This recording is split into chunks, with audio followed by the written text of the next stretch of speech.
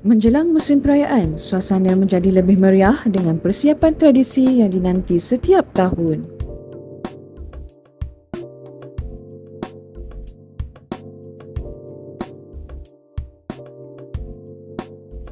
Di sinilah bermulanya proses menghasilkan tat nenas, sebuah hidangan klasik yang sentiasa menjadi kegemaran ramai. Jadi kita pun try pergi ke kelas ambil kelas personal baking, and then terus ambil kelas aneka muffin, kelas pembuatan kek dan juga taklit. So daripada situlah tercetusnya saya nak pergi lebih untuk membuka perniagaan. Segalanya bermula dengan penyediaan bahan-bahan yang dipilih dengan teliti.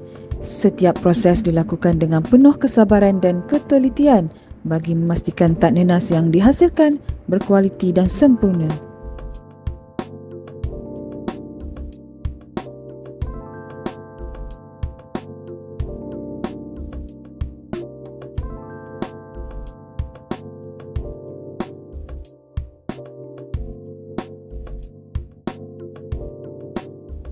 Sedikit demi sedikit, adunan dibentuk dan disusun rapi sebelum melalui proses seterusnya yang memberikan warna keemasan yang menyerlah.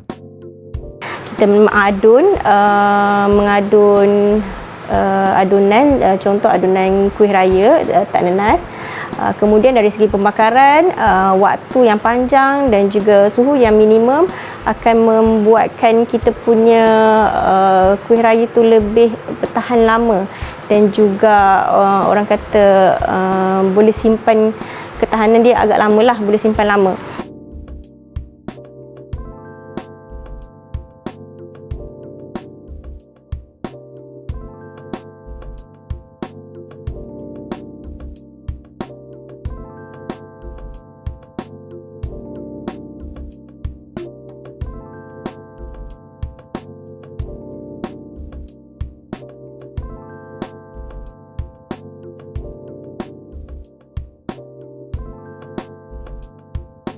Nasihat saya kepada peniaga yang baru ataupun maksud saya usahawan-usahawan yang baru, bermula daripada kecil-kecil dulu, sebab kita dulu bermula daripada kecil juga. Slow-slow kita naik dan cipta branding. Contoh macam BF Wawan ni, apa sinonim dia. So orang memang tahu kalau sebut BF Wawan ni, dia sinonim dengan warna pink. Jadi dekat situ orang dah ingat, dalam ingatan dia kita dah ada branding dekat dalam kepala customer. Oh okey, BF Wawa yang kedai warna pink tu, oh bakery warna pink tu, macam tu. Jadi cipta branding untuk orang kenal kita. So bila orang dah kenal kita, barulah kita boleh more step lain.